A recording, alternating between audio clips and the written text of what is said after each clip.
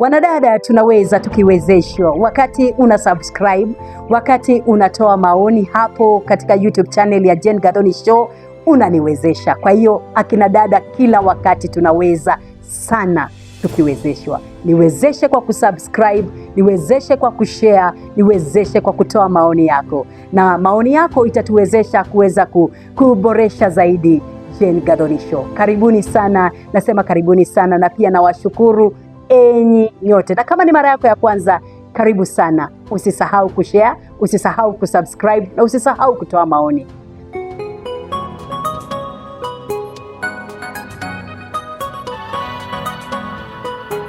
Mitandao ilikuja na madhara yake, na pia ilikuja na faida. Sijui kama shida hii ya ubongo ilikuwa kwa sababu wanadada tunaweza tukiwezeshwa. Wakati una subscribe, kwa kweli upya kipya kinyeni ingawa kidonda.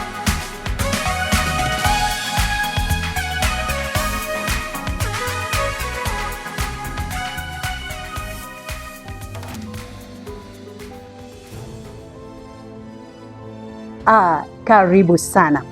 Kama nilivyokuambia, maisha ni hatua, maisha ni safari, na maisha pia ni kitabu. Inategemea uko kwenye kurasa gani ya maisha.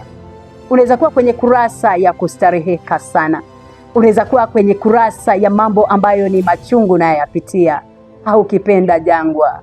Na pia maisha hii ina sehemu ya kufurahia. Kama nilivyoshiriki katika episode zilizopita, Jane Gathoni ni mama, Jane Gathoni ni mke, ni mama wa watoto 3 na ni mke wa mume mmoja wa kiume. Unajua siku hizi tuko nyakati za hatari jamani, lazima tuelezee vizuri ni wa aina gani. Ni mume huyu ambaye ni wa kiume. Namshukuru Mungu sana kwa sababu ya hiyo. Mimi nilipotoka Kabete Technical, sema kutoka Kabete Technical, nikaweza kuonekana. Yaani mume wangu aliniona tu nikiwa pale kwenye Kabete Technical. Ningependa kuelezea vizuri. Nilipokuwa pale Kabete Technical, nilikuwa kiongozi wa sifa na ibada kwenye Christian Union.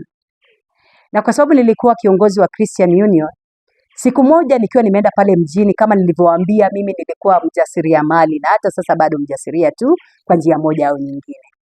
So nikiwa nimeenda pale mjini Nairobi kutoka shuleni pale college, nikasema wacha katika pitapita nitembee mjini, nichukue vitu fulani nivipeleke pale college niviuze.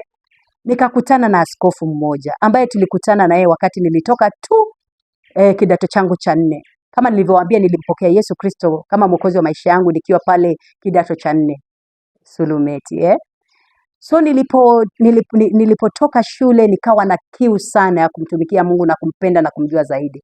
Nikaungana na kikosi kimoja cha wainjilisti ambao walikuwa wanaenda kutoka sehemu moja au nyingine kuhubiri Kristo. Ilikuwa inajulikana kama Go For Me, ambayo iliongozwa, Mungu ailaze mahali pema roho yake, Askofu Dan Odhiambo, ambaye alikuwa yeye ndio kinara mkuu wa Go For Me. Kwa hivyo nikaweza kujiunga na Go For Me. Nilipojiunga na Go For Me nikakutana na mtumishi mmoja, wakati huo hakuwa askofu, alikuwa mmoja wa wachungaji ambao wanahusika kwenye Go For Me. So nikamjua vizuri. So nilipokuwa pale Kabete nikaenda mjini. Nilipoenda mjini Nairobi, jijini Nairobi kunradi, nikakutana na Askofu Kamunya. Nilipokutana naye akaniambia, habari ya Jane? Vipi? Kisha akaniambia wako pale Ngara. Akaniambia tuko Ngara, tunaeneza injili, jamani njoo. Karibu siku moja uje tu hata angalau, kwa sababu alinijua kama mwimbaji. Njoo uweze kuwa baraka kwa kanisa letu dogo tunalolikuza, njoo uweze kuwa baraka kwa waumini na uweze kumtumikia Mungu. Nikamwambia sawa, ni vizuri sana, inawezekana, kwa sababu pale shuleni tunamaliza saa 3, kwa sababu tunaingia mapema mno kitu saa 12:30 na kisha tunamaliza saa 3. So tulikuwa tunamaliza saa 3, ninachukua kikundi, jopo fulani tu, jopo la waimbaji, marafiki zangu wale wa Trinity One, tunaenda moja kwa moja Ngara. Tunaingia Ngara, tunaingia kanisani. Ilikuwa inaitwa Oasis of Grace. Tunaingia pale, ilikuwa na watu washirika kama 8. So wakati ninaenda na kikosi changu kama cha 5 hivi, tunaongeza nambari pale na tunatumikia Mungu kwa moyo mmoja katika sifa na ibada. Na wacha niweze kuweka kisengere nyuma kidogo. Nilipokuwa pale Kabete Technical, wakati mmoja, kwa sababu mimi nilikuwa kiongozi wa sifa na ibada, tukawa na kongamano ambalo lilikuwa la siku 3. Kabla ya kongamano nikaambia wale wote ambao wanahusika katika sifa na ibada tuweze kufunga siku 3 pasipo kukula, ni kukunywa tu pekee. Lakini wengi wao nikawapatia ruhusa, jioni wanaweza enda kula, ni 6 to 6 fasting. So siku ya kumalizia ya 3 tulipokuwa pale uwanjani Kabete Technical, tulikuwa tunaita downfield, mahali tulikuwa tunakutana kuomba, kumwaya mioyo yetu mbele zake Mungu. Tukiwa tukaomba, kisha baadaye wakati tunarudi kushikana mkono tukamaliza, nikawa release kwa sababu mimi sikuwa ninakula chochote jioni.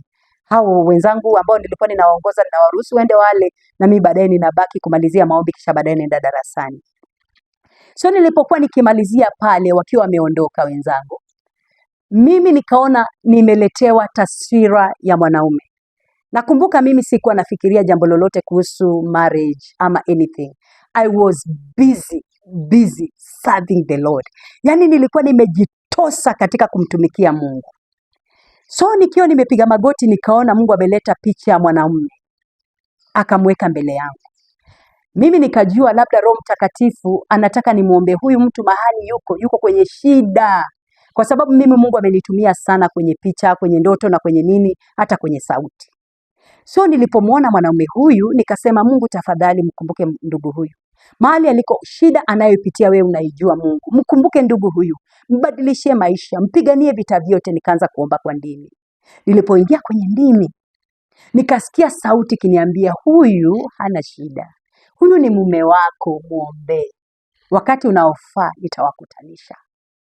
Nilitetemeka sana, nikajiuliza ni mazingaumbwe nini? Kwa sababu mimi nilikuwa ninaombea mkutano, kongamano ambalo tunaliandaa. Sikuwa ninaombea mwenzi wangu wa maisha. So mimi nikasema labda hii ni sauti zile za mazingaumbwe. Nikakemea katika jina la Yesu ishindwe, na nikatoka pale uwanjani mbio mpaka darasani nikitetemeka. Nikaendelea kusoma. Hiyo ikapita na nikasahau. Sasa nimekutana na Askofu Kamunya. Akaniambia karibu sana kule Ngara. Nikawa ninaenda na wenzangu. Siku ya kwanza nilipoingia Oasis of Grace pale Ngara, St. Edwards, ilikuwa darasa dogo tu la kutoshea watu wakiwa wengi sana 20. Lakini waumini pale wakati huo nilipata waumini 8, sitasahau. So nilipoingia, kwanza yule aliyetukaribisha kama shemanzi ni askofu mwenyewe, kwa sababu hakuna watendakazi. Haya, nilipoingia ndani nilipigwa na butwa. Yule ambaye alikuwa anaongoza ibada alikuwa yule mwanaume ambaye nilimuona pale downfield, na nikaambiwa, huyu ni mume wako, muombe, na kwa wakati unaofaa nitawaunganisha. Jamani, Mungu unena, jamani, Mungu huzungumza. Mimi nilipoingia hivyo nilitetemeka sana, kwa sababu ile fulana ambaye alikuwa amevalia, sitaisahau, ilikuwa ya navy blue na ilikuwa imepita mstari nyeupe. Kweli nikaikumbuka nilivyoiona, na alikuwa hivyo. Yaani nikaona taswira kamili, na alikuwa na miwani nyakati zile. Nikasema ndio huyu. Mungu wangu, mambo haya gani? Mimi nikaingia kanisani, nikaalikwa, nikaambiwa sasa ni wakati wa sifa na ibada. Nikaingia na jopo langu na waimbaji, tukaabudu Mungu. Mungu akashuka, tulikuwa na wakati mzuri. Kisha baadaye nikiharakisha, tukatoka mahali pale. Kuna rafiki yangu ambaye alikuwa amenitembelea. Kumbuka yule ambaye tuliokoka naye siku moja, kumbuka pale nyuma.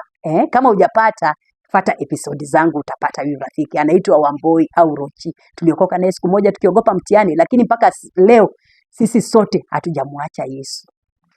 So yule dada alikuwa ameolewa mbele yangu. Ameenda kule Mombasa, wanaishi Mombasa na mume wake. Lakini alinipenda sana kwa sababu jinsi nilivyopenda Mungu. Akawa amenitembelea wikendi moja. Hakuwa na mtoto sasa, kwa hivyo ilikuwa ni yeye na mume wake. Akamuomba ruhusa akakuja kunitembelea Kabete. So tukaenda naye pale kanisani hiyo mara ya kwanza. Tukaambiana kwa sababu tulipenda sana kula ice cream. Tukatoka pamoja, tukasema tuende Isili, tule tu ice cream, kisha baadaye nimsindikize apande gari za Mombasa arudi baada ya kunitembelea. So yule dada tulipopanda gari, sasa tumemaliza injili, tukamsalimia huyo mume, hata sikuongea yule kiongozi wa ibada nini, tukawachana, tukaondoka. Wale wa kwenda shule wakarudi, na mimi na yule rafiki yangu tukaondoka, tukaenda pale Isili. Wakati tulikuwa kwenye gari tukielekea Isili, nikapokea simu. Hii simu ilikuwa ya yule ambaye alikuwa anaongoza ibada. Akanisalimu vizuri sana na akaniambia amepiga kunishukuru kwa sababu niliweza kuja kanisani. Mungu anibariki na nitende mema na nikaribie tena Jumapili ijayo. Huyu dada rafiki yangu akashangaa sana, mwendani wangu wa karibu sana, akaniuliza jamani, huyo nani amekupigia simu? Nikamwambia hapana, kule kanisani tunakotoka yule kiongozi wa ibada amenipigia, ameniambia wanatushukuru sana kwa kuwatembelea. Akaniambia usiseme wanatushukuru, sema anakushukuru kwa sababu mimi sijapigiwa. Nikamwambia hapana, siku bado changa, labda anafata orodha ya vile tulivyoandikisha pale kanisani, atakupigia tu. Akanitazama kwa tabasamu, akaniambia hapana, mimi naona huyu ana jambo ambalo si la kawaida, hii si kufuata tu. Tukaenda, nikamwambia hapana, siku kabla haijaisha utapigiwa. Tukaenda tukafanya shughuli zote isili. Bado huyu dada hajasahau, kaniambia mbona sijapigiwa? Nikamwambia ngoja, bado siku haijaisha, labda aliishiwa na na senti, atapata senti kisha baadaye atakupigia na wewe pia. Subiri kwa mpole tu. Haya, tukaachana, akaenda Mombasa, mimi nikarudi Kabete. So tukaendelea kuenda kila wakati, tunaenda kuabudu, tunafanya mambo yote, lakini ndani ya moyo wangu ninajua. Na yeye siwezi mwambia. Na yeye pia nikaanza kuona anafata kabisa. Inaitwa follow up. Alikuwa kwenye follow up team. Na wacha nikwambia alifollow up mpaka leo ana follow up. Bado anani follow up. Niendelee. Haya basi, najua mnapenda hiyo sana. So kisha baadaye mimi nikamaliza college pale Kabete Technical, na ilikuwa mwaka wa 2008 au 2007 ndio ilikuwa mwaka wangu wa mwisho. Kwa hiyo sikukaa sana. Mwaka huo uliofuata mimi siku moja nikaona huyu kaka ndio tunaenda tunahudumu pamoja na yeye. Nikamintroduce pia, kulikuwa na kesha nyingi tofauti, tukaanza kwenda kule Buruburu. Najua yule rafiki yangu pia mwendani wangu pale Mary ananifuata vizuri sana rafiki yangu huyu Mary akaanza kunialika pale Buruburu police station kwa sababu babake alikuwa askari. So tukawa tunaenda pale. Redeemed Gospel ilikuwa pale ndani kwa police station. Tukaanza kuenda na huyu mchungaji, namwambia karibu tuende. Tunaenda pamoja na wengine za zingine sisi wawili tunapatikana, tunaenda kesha ni wazi. Tukimaliza kesha kila mtu anaenda, lakini hasemi lolote, lakini mimi najua kuna jambo. Haya, tukaendelea siku baada ya siku, tukaendelea. Nakumbuka nilipokuwa pale Kisengere nyuma tena jamani. Nilipokuwa pale Kabete Technical, kuna ndugu mmoja, wacha niseme mkaka tu, alikuwa pale Kabete. Huyu mkaka alinipenda tu, lakini si kunipenda kimapenzi, tuelewane. Huyu mkaka alipokuwa pale alikuwa anatamatisha mimi nikiingia. Alinipenda, aliniona sana pale kwenye crusade. Nilipenda sana kwenda kuimba kwenye crusade na kila kitu. Kisha baadaye akamaliza, akatamatisha, akaondoka. Alipoondoka, yeye akawa ananipigia simu kunisalimia, ananiambia akiniona anaona dadake anayeitwa Mary.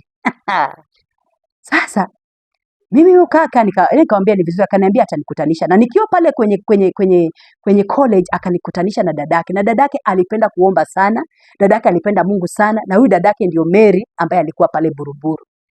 So tukawa marafiki sana na huyu Mary. Nakumbuka huyu kakake tukiwa pale college, kwa sababu nilikuwa ninaendelea kutoa kanda, akawa ananiunga mkono sana kwa pesa. Kuna wakati tu mimi ningekaa hivi, siku moja ananipigia simu ananiambia enda 2NK Sacco, kwa sababu ye alikuwa ameajiriwa na kampuni moja kubwa sana hapa nchini Kenya, ambalo ni tajika tu.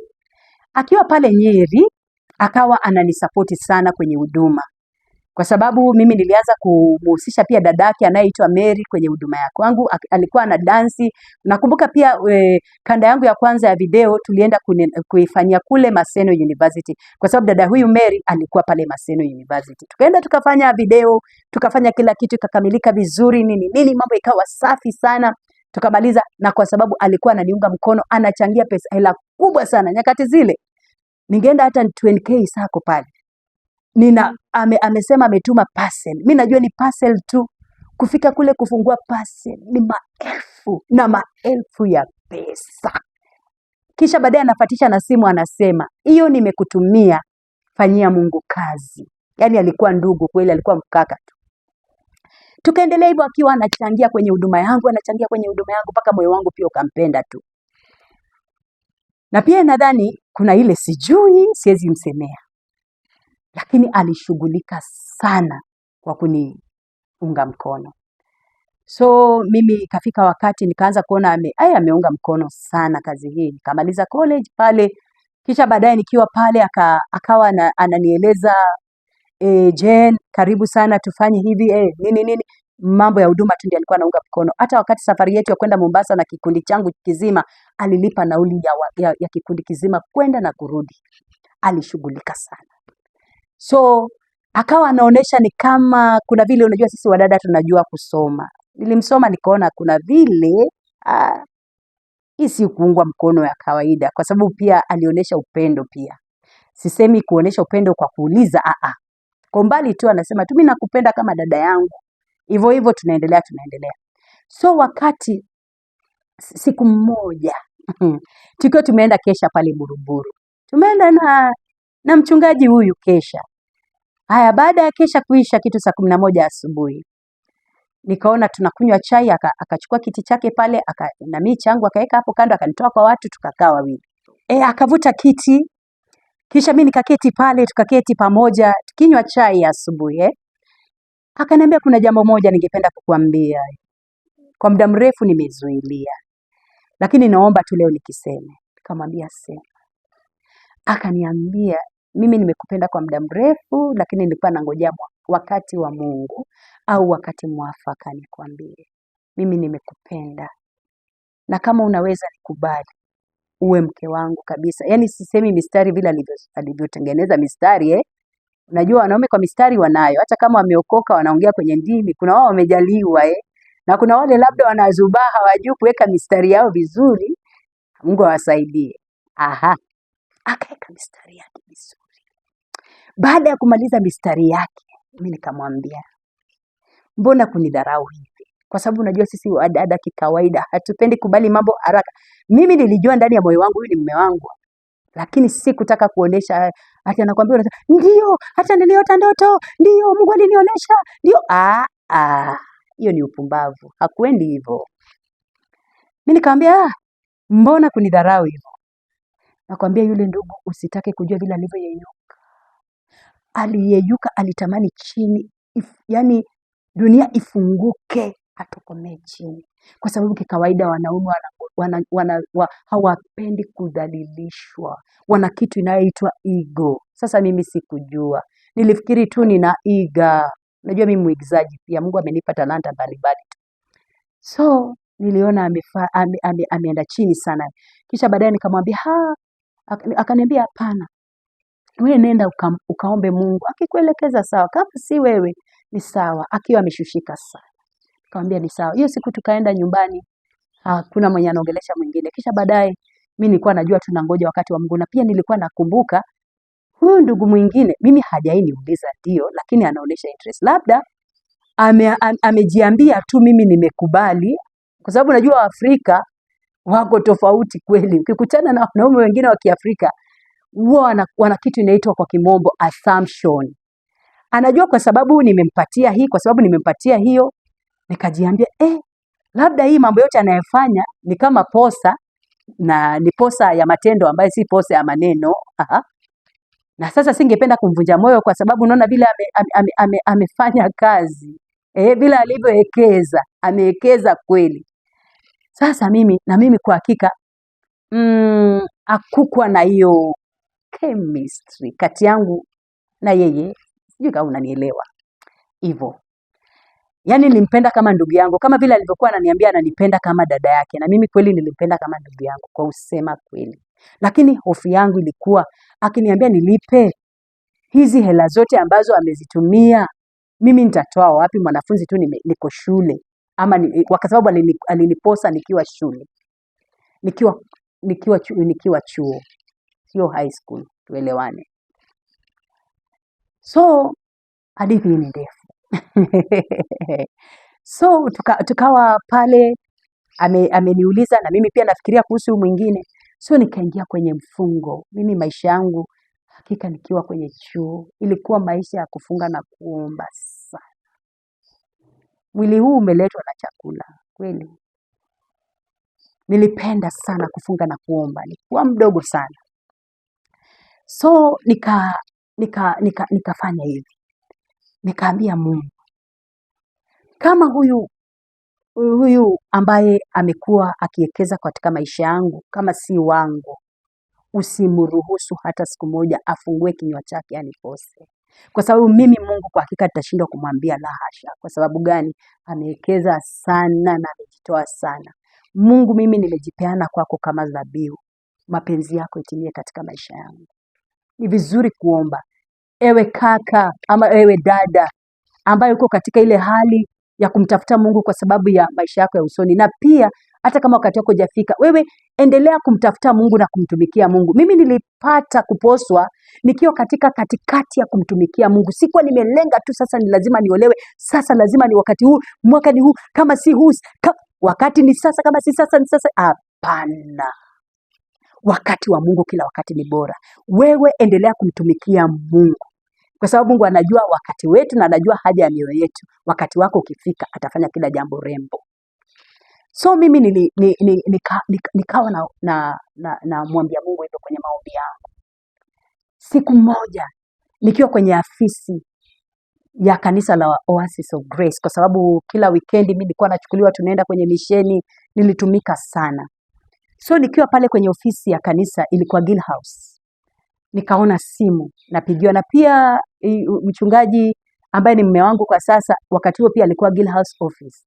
Nikaona simu ambayo inatoka kwa huyu ndugu yangu ambaye amekuwa akini sponsor sana kwa Roho Safi. Nikaona amenipigia simu, nikachukua. Mimi nikawa ninatetemeka, nikasema basi ndio siku anataka kuniposa na mimi nitamwambiaje? Na mimi kweli kwa moyo wangu mimi najua si yeye. Nikasikia akaniambia, akiwa amenyenyekea sana, akaniambia, "Je, ninaomba kukuona leo. Na nitakuwa na haraka sana, tutaonania pale Railways tu nikiondoka." Nikamwambia ni sawa. Akaniambia saa fulani.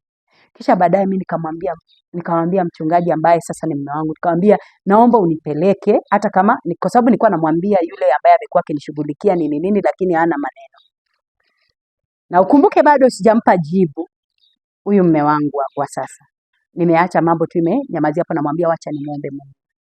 Kisha tukaenda naye nikamwacha kwa ngambo fulani. Nikamwambia ameniita, sijui leo ananitia nini, lakini ameniambia ana haraka sana.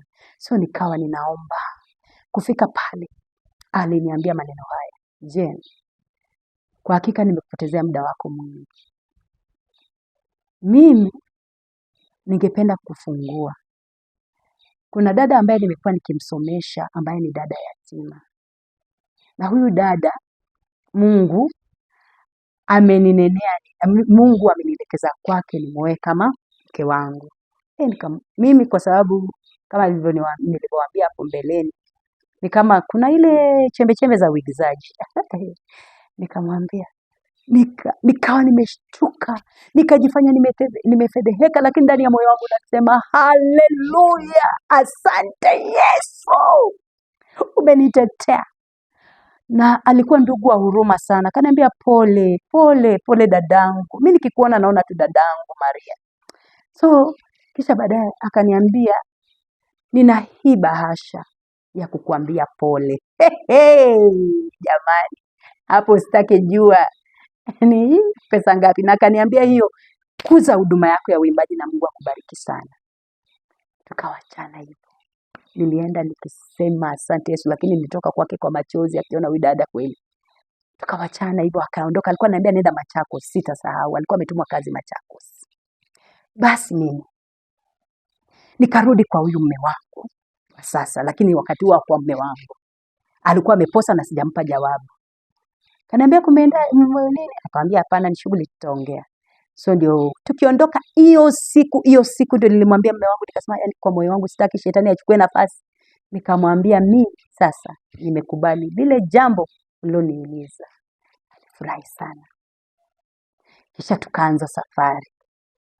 Tukasema tusipoteze muda kwa sababu yeye amehakikishiwa na Mungu na mimi pia nina hakikisho yangu. Na ukumbuke sijamwambia ndoto hizo. Ndoto hizo tusiwe tunaziongea tu. Hiyo ni yako na Mungu. Baadaye mkiwa huko baadaye utamwambia tu kama story kama hadithi tu. tukaanza safari ya posa akaniposa. Baada ya kuniposa tukaenda tukafata zile barabara zote, tukaambia mchungaji wetu, kisha baada ya kumwambia mchungaji tukaanza safari sasa. So tukawa tunaanza kujipanga kwenda kwetu nyumbani, na pia mimi niweze na mamake. Kumbuka mamake tulikuwa naye pale, walikuwa wameafektiwa na hizi vita ambazo zilikuwepo pale nyuma 2007. So alikuwa amekuja Nairobi kwa sababu nyumba yao ilikuwa imeharibiwa kule Mumias, so amekuja Nairobi. So tulikuwa tunashiriki naye kanisa moja. Mamake alikuwa anashiriki nasi kanisani pale Nairobi. So alinipenda sana. Hapo shika vizuri. Tukaanza hii safari. Tulipoanza hii safari hakuwa mume wangu, alikuwa mchumba. Akaweza akaweza kuniintroduce kwa mamake mzazi. Mamake akanipokea vizuri sana, akafurahia. Kisha tukaanza safari tu ya kuombea hizo shughuli zote zifanikiwe, Mungu awe pamoja nasi na kila kitu. Tukaanza safari sasa. Katikati ya safari tukaanza kukwazana. Ikafika mahali tukasema wacha hii shughuli tuiachia. Lakini hatujui kile ambacho kinaonekana katika awamu ya kawaida lazima kimeathirika katika awamu ya rohoni. Wale wanaojua wanajua. Mimi nikaendelea na maisha yangu kama kawaida. Nikasema mimi kama Mungu anaweza gairi wakati mwingine kwa sababu moja au nyingine. Mungu anaweza kuwa ameona mbele, akaona hapana, wacha mimi siwezi lazimisha mambo. Na tukaendelea, tukawa ndugu wazuri na dada katika kanisa. Yeye alikuwa mchungaji wa vijana na mimi nilikuwa mkalimani wa askofu, na nilikuwa pia kiongozi wa kikundi cha sifa na ibada. Bado niliendelesha pale. Nakumbuka hapo nyuma kidogo, nirudishe kidogo nyuma. Tulikuwa pale Ngara, kanisa likiwa na watu 8. Na mimi kikawaida, kwa sababu nilisema ndoto huzimia lakini ndoto haifi. Nikiwa pale kwenye chuo cha Kabete, niligundua kuna station ambayo inaitwa Biblia Husema. Nilijipeleka mwenyewe kule, nikamwambia mimi nina uwezo wa kutangaza. Wakanikaribisha. Nilipokaribishwa pale Biblia Husema, nikaanza kutangaza, na hata nakumbuka kuna kipindi ambacho kilijulikana kama Youth Patrol. Niliweza kukivumbua mahali pale, tukawa tukifanya vizuri sana na watangazaji kadha wa kadha. Nikiwa pale mwanafunzi tu, hata watu wengi walifikiria nimeajiriwa Biblia Husema, lakini ilikuwa tukujitolea. Hata wakati mwingine sikuwa na nauli ya kwenda, lakini najikaza kwa sababu ya ndoto na ari iliyo ndani yangu. Ukipenda kitu utajitoa kwa ajili yake. Haya basi, mimi nikawa ninarudi pale chuo cha Kabete, nikiendelea pale. Na kisha baadaye nikapatiwa program nyingine ya asubuhi mapema, program ambayo inahitaji mhubiri wa kuhubiri asubuhi na kuwatia watu moyo kabla ya kuanza kazi. Nikasema program hii ni kubwa, na mimi nina wachungaji chini yangu, na mchungaji mmoja, kumbuka huyu tuna uhusiano, ni mchumba. Huyo ndio nilimtangulia, nikamwambia mume wangu, nimepata nafasi na nimepata fursa, na ningependa hii fursa uitumie vizuri kuwatia watu moyo na kufanyia kazi karama Mungu ameweka ndani yako. Kwenye Biblia Husema na haulipishwi chochote. Mume wangu akafurahia sana, na mume wangu kikawaida ama kiasili, asili yake ni wale watu wapole, wale watu ambao ni wanyenyekevu. Akasema siwezi kuwa na kipindi na askofu wangu hana. Kipindi hicho ninaitoa kama sadaka kwa askofu. So tukampa askofu wetu, akawa kila asubuhi anahubiri pale Biblia Husema. Wacha nikwambie, Mungu alifanya maajabu. Kanisa ambalo lilikuwa la watu 8. Kanisa hiyo kwa muda wa wiki 2 baada ya programu iliweza kutoka 8 hadi 80. Wiki ya kwanza tukawa 50. Wiki ya pili tukawa 80. Sasa hatutoshei, tunasomea nje. Kidogo kidogo watu wakawa wamekuja wengi, watu wenye yani ilikuwa ni ilivutia aina yote ya watu. Ilivutia wala hoi na mabwenyenye, watu wa chini, watu wa juu, wasomi na wasiosoma. Ilivutia na watu wenye darasa na wasio na darasa. Yaani ilikuwa kanisa kamili. Wacha nikwambie, wakati wa Mungu ulikuwa umeshuka kwa sababu ya Oasis of Grace. Na sisi tuko hapo kama watenda kazi. Mungu akapanua kanisa. Alitutumia sisi tu kama vyombo, lakini majira ilikuwa imefika kwa sababu ya mtumishi wake Mungu, askofu na kanisa nzima. Tukatoka pale Ngara, tukakuja City Center. Pesa haikuwa shida. Tukapata hekalu kubwa sana, tukapata hall kubwa sana pale Jack and Jill, ambayo ingeweza kuweka watu 600. Tukaenda mwezi wa pili, kanisa kutoka watu 100, kanisa imeingia watu 300. Mwezi wa 4 watu wameongezeka, wamefika 600. Baada ya miezi 6 watu wamepita 1000, wamemiminika. Sasa hiyo sehemu haitoshi, ukumbi huo ukawa mdogo sana. So tukapata ukumbi mwingine mkubwa ambao inatosha watu kama watu 1200. Tukaingia pale. Wacha nikwambie, kwenye ibada moja watu wangejaa, viti vinunuliwe supermarket zote Nairobi mpaka ziishi. Mungu akaanza kufanya maajabu. Sasa wakati huo, kumbuka, tumeanza mipango yetu ya harusi. Harusi tumeanza kupanga. Harusi tunayo? Hatuna. Harusi tunayo. Tukakosana. Yaani mnasikia tu ni kama hamtaki kuendelea. Kumbe kuna mambo ambayo yanapikika chini nyuma ya pazia na hatujui. Wapendwa ambao ni walokole, ambao wanasema Bwana Yesu asifiwe, marafiki zetu wa 30. Nakumbuka una rafiki yangu mmoja, sitamtaja kwenye jina, lakini huyo rafiki siwezi msahau. Rafiki kwenye mabano. Huyu dada mimi nilimpenda na nilimwaga moyo wangu wote kwake, kwa kumweleza siri zangu, kwa kumweleza udhaifu wangu na nguvu zangu kama rafiki. Mimi sikujua ni adui. Kwa sababu alijua nimeposwa, si nilimwambia. Na kumbe yeye moyo wake ulikuwa kwenye mchungaji huyo. Si niliwaambia alikuwa mchungaji wa vijana. Alikuwa vijana ambao walikuwa chini yake walikuwa zaidi ya 600. Vijana wengi mno, ambao wamechelewa kidogo, ambao wako kwenye miaka ya kuolewa, ambao bado ni wadogo zaidi, yani ambao wanavyo na wasivyo navyo, ambao wamesoma na hawajasoma. Nataka upate taswira. Yani mimi kuonekana katikati ya watu wote ilikuwa huruma za Mungu tu. Kulikuwa na warembo zaidi, kulikuwa na wale ambao wamesoma zaidi yangu, kuna wale ambao walimpenda Mungu zaidi yangu. Wewe kuposwa si ati wewe ni mrembo ama wewe una uzuri zaidi, ni huruma za Mungu tu, inaitwa kibali, kama Esther. So tumeenda, kumbe kuna mambo yanapikika chini ya pazia. Huyu rafiki yangu wa mabano nikawa ninamwambia, mimi nina shida moja, nina hasira mbaya sana, na mimi ninaogopa Mungu. Naomba tu ukiomba uniombee Mungu aniondolee hasira, nisiweze kukua kikwazo kwa maisha ya mtumishi wa Mungu. Kumbe dada huyu anaashwa. Atatoka kwangu saa ngapi afike kwenye mchungaji amwambie hatari kwenye lango? Akaja akamwambia mchungaji.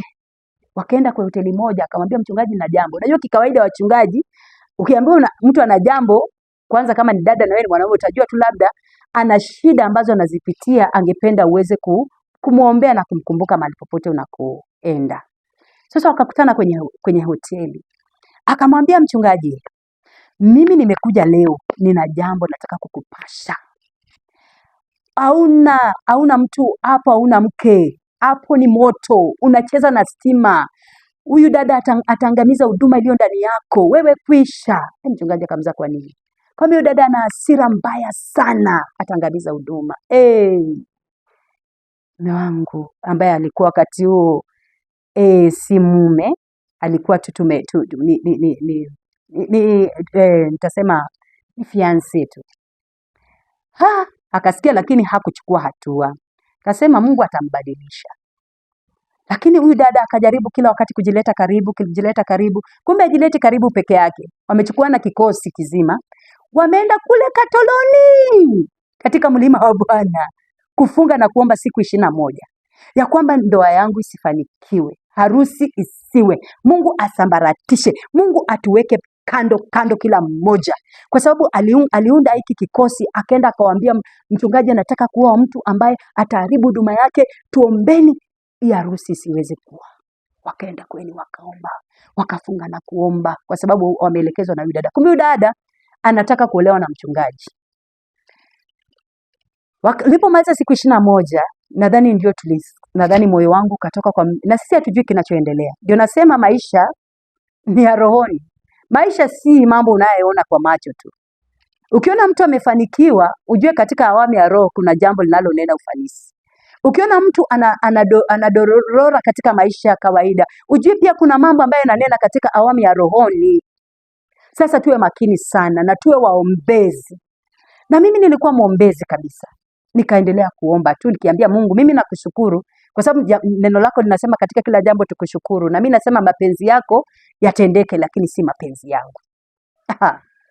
Wacha nikwambie, wakarudi. Unapoomba wakati mwingine tunaomba maombi mengine tunaona ni maombi ya kijinga.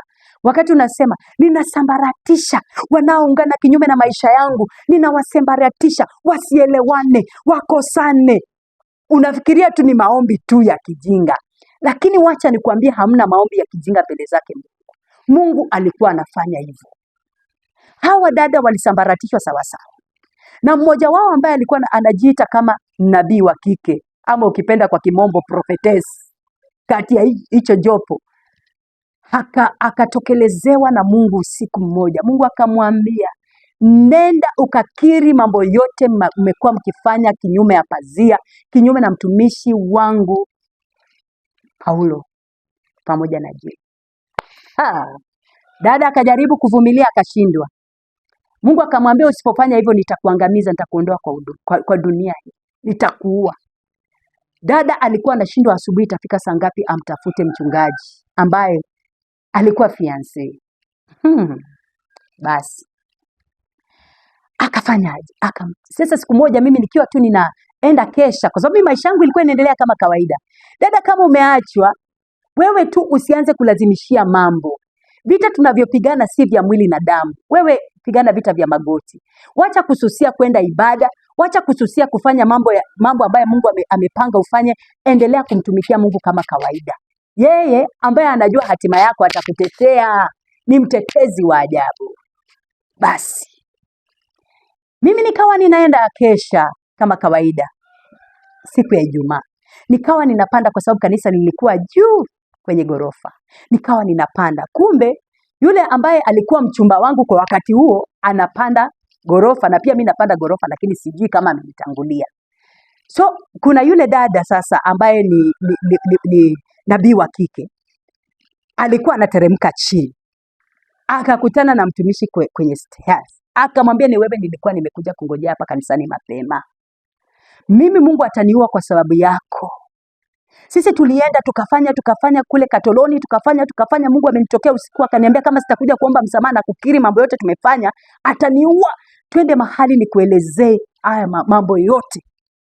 Akamwambia twende pale hotelini. Wakawa wanateremka chini kwenda hotelini. Kufika hivi wakakutana na mimi nikipanda, hao wakiteremka. Akasema, ndio huyu jamani, nisamehe. Akaanza kupiga nduru kama mwenye ameashiwa moto. Akasema, naomba tu twendeni wote pale kwenye hoteli niwaambie. Alikiri mambo yote walikuwa wamepanga kufanya, yote ambao wamefanya, wakiomba wakisambaratisha. Lakini Mungu kila wakati yeye anajua kutetea waja wake. Tukamsamehea, tukamwambia sisi tumewafungua nyinyi wote. Tukamwambia ondoka sasa, tuache wawili. Hapo ndio tulirudiana. Tukaanza safari. Mume wangu akaniambia lazima tuharakishe harusi hii haraka iwezekanavyo. Tukaanza kuharakisha mambo yote. Kwa sababu tulikuwa tunataka tuwe na mwaka mzima hivi tukijiandaa kwenye hiyo kipindi cha kujuana, lakini tukasema tutaharakisha kabisa. Tutapanga mwaka huu utakuwa ni mwaka wa kupanga. Tukapanga harusi. Harusi ikapangika, tukaenda kwetu nyumbani, tukafanya kila kitu. Tukakuja harusi, tukafanya harusi ya kukata na shoka. Nilikuwa namuona yule dada alikuja kwenye harusi, wacha nikwambie kweli. Alikuwa kwenye hata kwenye picha zetu za harusi mimi muona hivi. Na sijui siku hizi yuko wapi. Mimi mtafuta lakini sijui, lakini namuombea mahali penye yako Mungu amkumbuke.